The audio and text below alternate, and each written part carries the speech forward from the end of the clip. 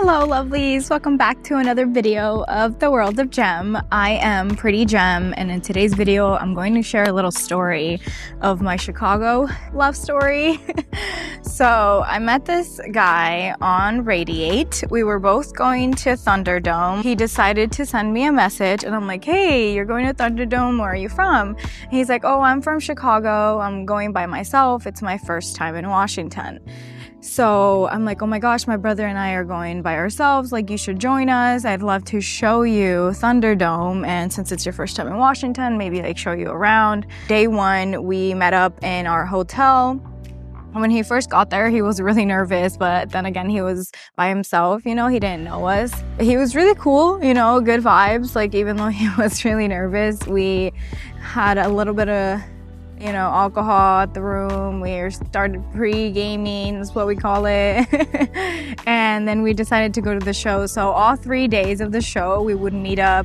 After that, we didn't meet up at the hotel. We would just meet up like on the way to the show. So he would pick us up and then he'd drive to the show. Well, like we ended up really connecting and I really liked him and we were vibing and everything. So day 3, I kind of told him like I would really like to see you again. And I was pretty clear that I was looking for something a little more serious off the bat, just so he knew, because I knew that he was from Chicago. He was gonna fly back literally the next day. So last day, like I'm really sad that he's leaving, you know, after having a great time together and everything. And I told him like, I'd love to keep talking, you know, and get to know you. And I am looking for something a little more serious. He was on board with it. So he flew back to Chicago that Monday and we continued to talk. And things started developing, you know, we were getting along great, even though it was long distance, but he did like slack a lot. So response time would be like 5 hours, sometimes 3-4 hours, and he would tell me that he was busy, you know, like doing his own life. It was long distance. So I tried to understand, but I am also a very needy person. So I wanted more attention. When I first brought it up that I wanted more attention, he kind of took it as, oh, I'm busy, like I'm busy with work, like I have a life, I can't be on my phone all the time. So I try to understand, you know, but it always did bother me that the response time wasn't there the way that I wanted it to. We started planning things out to see each other, and it was always festivals. So he loves raving. He had all these festivals planned out throughout the entire year, and I told him that's fine, that like I don't care if you go to all these shows that you already have tickets for by yourself and, you know, enjoy yourself. Obviously, you already paid for these tickets. Like, I didn't care. But every time that he would go to a festival, it would be like no communication for like hours. So every time that he'd be at a festival, he would never communicate what he was doing or what he was up to, which I get. You know, it's a festival, you're having a good time, you're with your friends, like completely understandable. But when you care about someone and you're trying to build a relationship, like that communication does have to be there. So I kept on overlooking all that stuff because I really wanted this.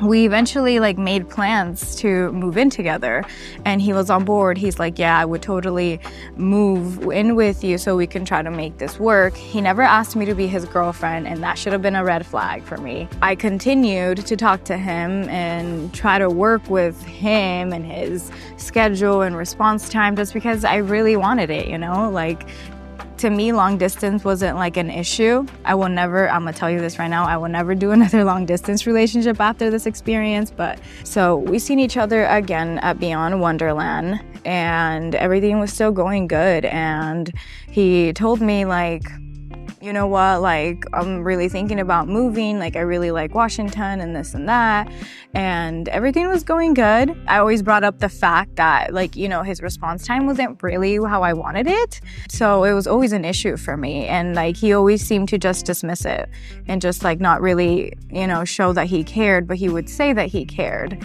We would FaceTime a lot. So that was nice, you know. But then eventually the FaceTime started dying down. So he wouldn't FaceTime me anymore. He wouldn't make time. And it was always at night when he would FaceTime me, which he would say that when he got off of work and through his day, you know, that was the only time that he had. And I always tried to make time for that. So I would put things off and try to always be at home whenever we were going to FaceTime, but eventually he just stopped calling. And then when I would call, he wouldn't respond. And I'm like, this seems like a little off, you know, and I started getting really discouraged and just, you know, I was like, this isn't really going the way that I thought it was. Like, he's not really putting in the effort. And I kept on telling him, if this long distance thing is going to work, like, we have to put in the effort to communicate and FaceTime and do extra stuff, because we don't have that physical, you know, interactions. And I was trying to get to know him through texting, through the FaceTimes, and I thought I knew him, but then eventually, like, it just completely died off. Like, just no calling, no texting. Every time I would bring it up, it'd be like, I'm busy. And then we seen each other again at Base Canyon. He told me he loved me at Base Canyon. And he's like, I really want to make this work. Like, we're going to move in together. Told me he was going to marry me. We made all these plans. So in my head, I'm thinking, okay, like, this man is going to move to Washington. We're going to get married. We're going to start a life together. And it did not happen that way. So after Base Canyon, things continued the same. Then I started realizing, I was like, you know what? Like, I don't think this is really going to work. So I tried to break it off, you know. It was months later, not even after Base Canyon. So we were planning to see each other again in September. He had all these other festivals that he was going to. And I told him, he was trying to make an effort. I was like, yo, if you don't start, like, communicating with me, like, I'm gonna, like, I can't do this anymore. So he did try to make an effort. He would call me, like, before the festival and try to, like, you know, communicate a little more. But, like, the effort was still not nearly as it should have been for a long distance. For his birthday, he decided to plan a trip for me to go out to Chicago. He's like, how about you come to see me and see if, like, Chicago would be a place for you, you know, that you would want to move to, because now that I think about it, I really don't like Washington. After all these months, you know, talking, and he had told me that he really liked Washington, he was telling me, you know what, like, I don't think I would be able to live in a small city. It's like, okay, like, you should have been a little more honest about that, because we had been planning this whole thing for months, you know, and I was thinking, like, he's actually gonna move. Have in mind that I know I should have paid attention to the signs early on with the no communication and effort. I have always believed men what they say and not really their actions. So I should have been more aware of the actions, not really just the words, you know, not just about the words. But we planned the trip out.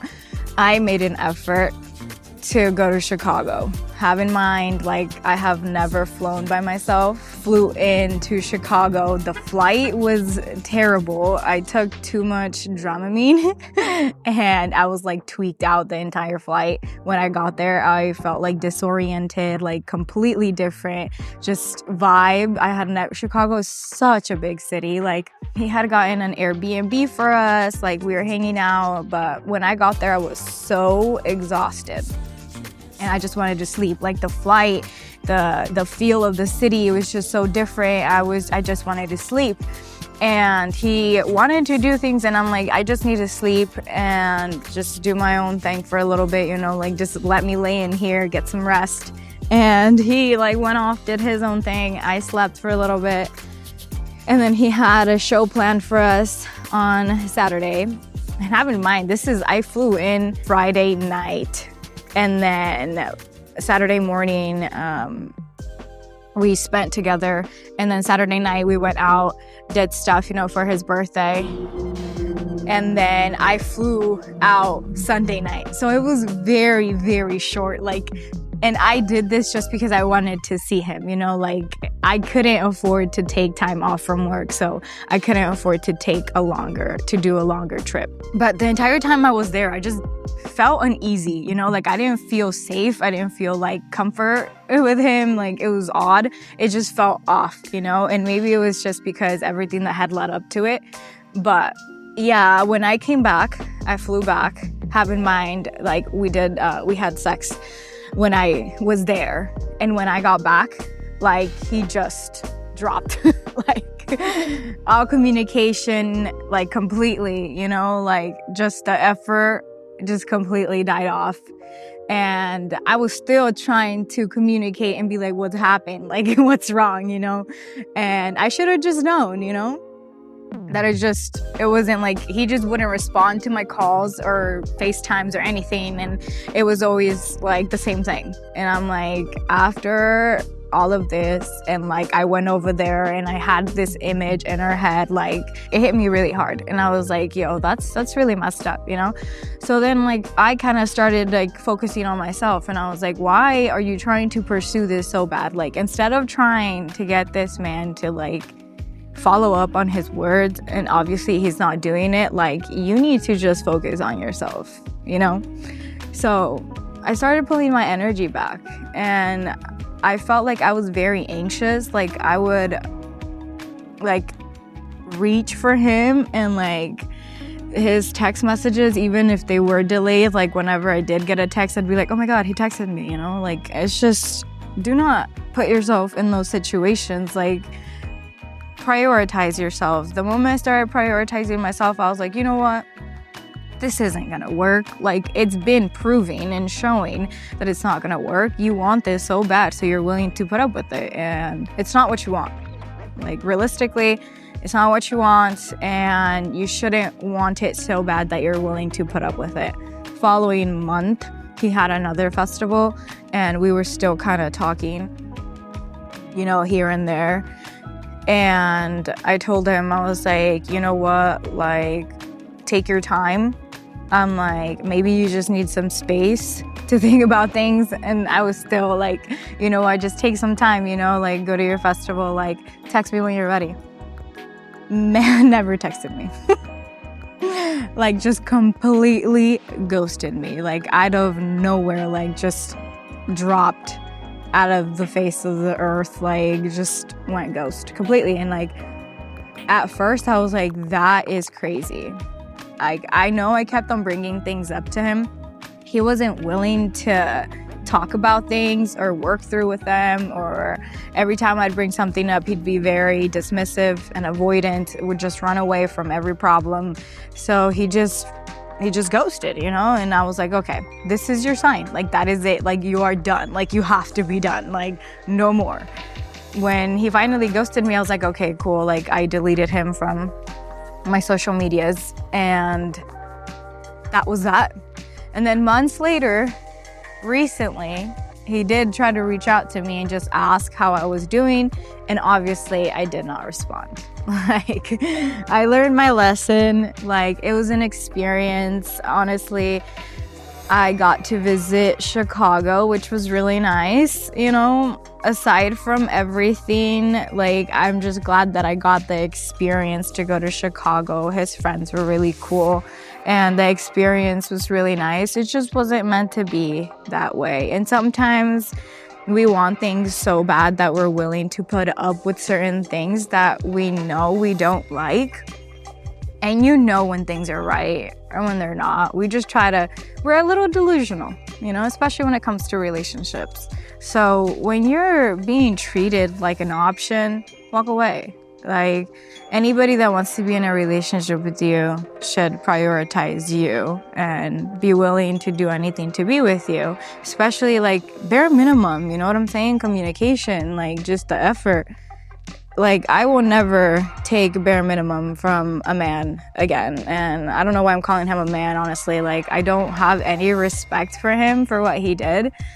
That was my little story about my Chicago fling. Have in mind, he never asked me to be his girlfriend, so I didn't even have a title. Just putting this out there for the ladies, you know? Like, learn something, take the signs from the beginning. Like, if somebody is not showing you that they care, they probably don't. Not in the way that you think they do. And we need to stop being delusional over these relationships. Like, prioritize yourself. Men are not everything in the world. Like, there's plenty of men out here.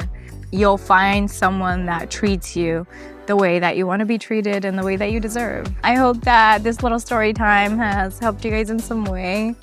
You know, think about your own relationships and things you guys put up with, and honestly just value yourself. I'm in the stage where I'm dating, you know. I'm 24 years old. I do want something serious. I do want to find a husband. I want to settle down and find something serious. So to me, it's just another experience. Like, dating nowadays is not so easy, and it's so hard to find people that are genuine and that you can actually connect with and that they actually put in the effort. So, you know, I'm open to dating. I'm never running away from love, but I'm never putting up with bare minimum again either. So blessings. I love you guys. Thank you so much for watching my video. Please like, comment, and subscribe. Share the video, and I will see you in the next one.